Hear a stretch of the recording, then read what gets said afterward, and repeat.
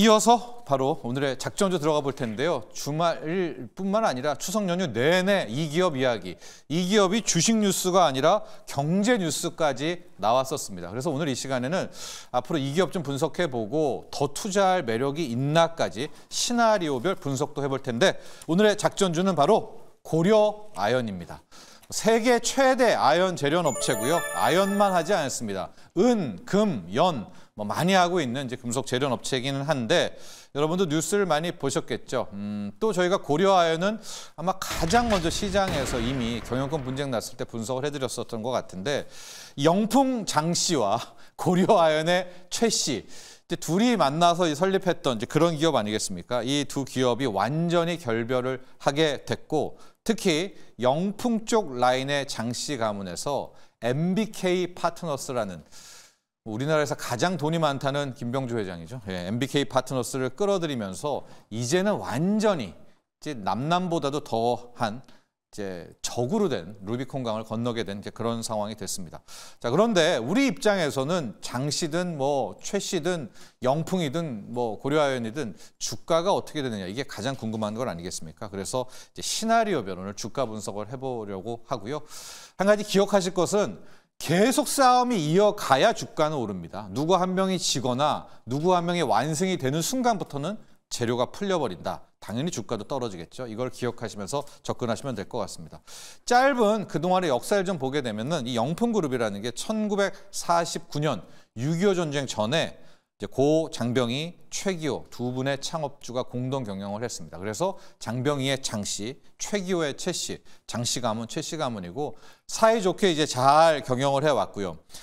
고려아연 쪽 라인은 경영을 이제 최 씨 가문이 쭉 해오고 영풍으로 비롯된 이제 전자계열사 쪽, 우리가 말하는 영풍부 이쪽은 다 장 씨가 잘 경영을 해왔었는데 2세, 3세로 가면서부터 서서히 이 좋았던 우정은 금이 가게 됩니다. 특히 2022년부터 갈등은 아주 본격화가 되게 되는데요. 여러 가지 이유가 있겠지만은 이제 세간에서 보기에는 이게 두 친구의 가문의 우정도 비슷비슷해야 되는데 2000년대 이후에 좀 부침을 보면 고려아연 쪽은 계속 잘 나가게 되는데 영풍 쪽이 이제 서서히 부진하게 되면서 이제 갈등이 더 시작하게 됐고 또 하나가 복잡한 지분 구조를 갖고 있다는 이것이 항상 그 갈등의 불씨로 남아 있었거든요.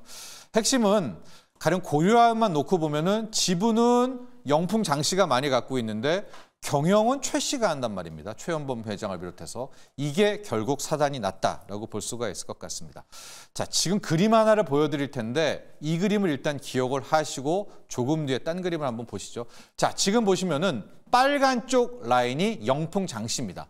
영풍 장 씨가 거의 33%로 고려아연을 거의 확실하게 지배를 하고 있었고요.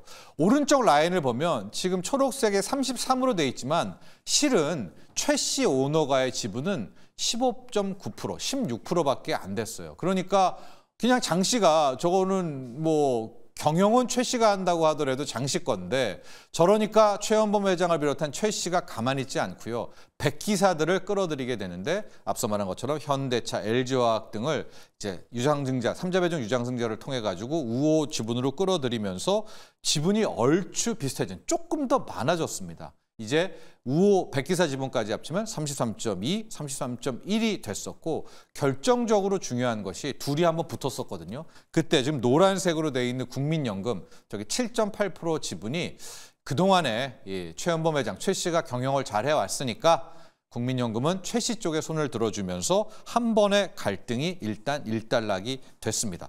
그래서 별일은 국민연금이 여기 편들어줬으니까 월등히 많아졌잖아요. 거기 백기사까지 있으니까 갈등이 끝나나 근데 그렇지 않을 거야. 영풍 장 씨가 가만히 있지 않을 거야라고 하는 찰나에 자 MBK 파트너스를 끌어들이면서 MBK 파트너스가 우리 추석 연휴 직전에 공개 매수를 신청을 하죠. 최소 7%, 많게는 14% 지분을 더 사들일 거고 공개 매수가는 66만 원으로 발표를 했습니다. 이제 이러자마자 바로 주가가 튀어올라서 지금 66만 원까지 넘어섰고 아마 이제 오늘 관건이 되게 될 텐데 지금부터는 이제 고려아연 그리고 조금 이따 이야기할 영풍정밀 두 개를 어떻게 투자할까가 굉장히 궁금하잖아요. 자, 그래서 시나리오별 분석에 돌입하도록 하겠습니다. 첫 번째 시나리오는 간단합니다. 이제 고려아연 최 씨, 최연범 회장이 여기서 그냥 전쟁을 포기를 하는 겁니다. 그렇게 되면 MBK 파트너스가 공개 매수를 하고 뭐 7%든 14%든 지분을 추가로 확보할 거 아니겠습니까?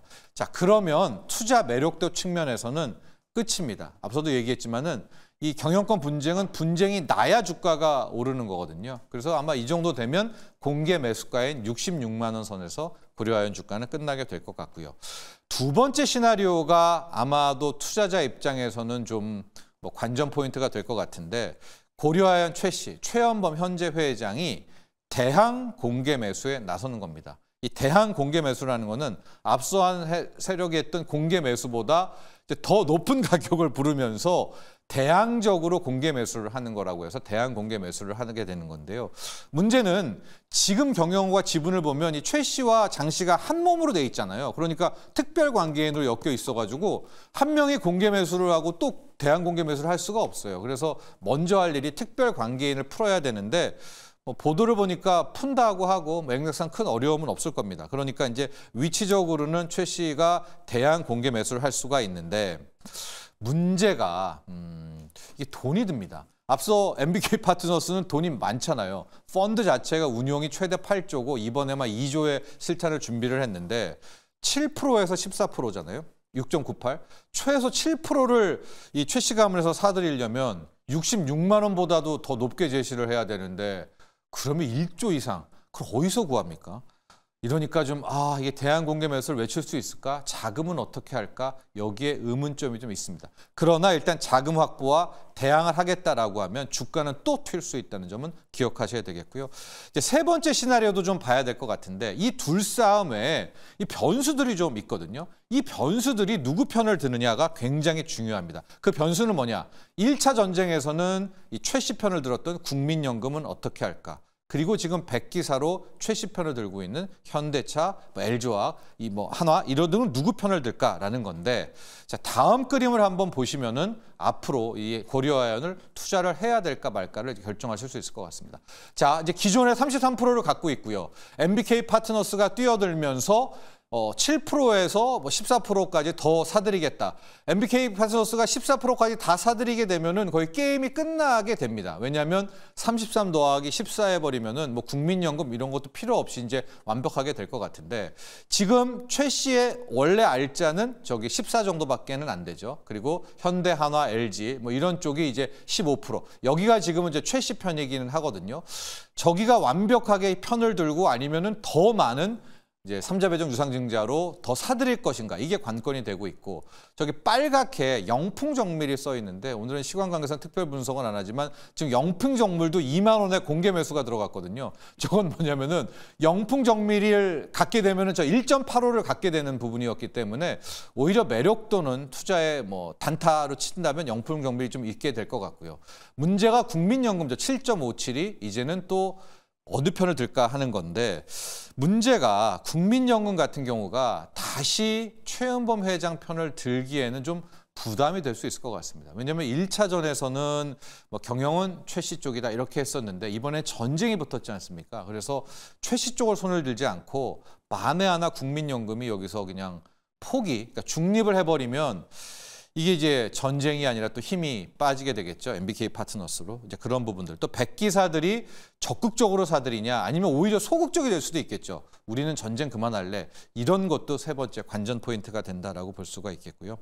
개인들이 좀 나섰습니다. 아마 주말에 울산시장, 고려아연 공장이 있는데 여기서 울산시장이 직접 나서서 시민들이 고려아연 한 주갖기 운동을 할 거다 뭐 이렇게 얘기를 했는데, 제가 보기에는, 자 보십시오. MBK 파트너스는 주가 끌어올리러 온 거 아니에요. 그러니까 지금은 막 개인들도 나서고 국민연금도 다 해가지고 고려아연 편든 쪽도 정말 주가가 66만 원, 뭐 70만 원 이렇게 좀 올라가기 시작해버리면 명분 싸움에서는 좀 약해질 수도 있다라고 하고 있습니다.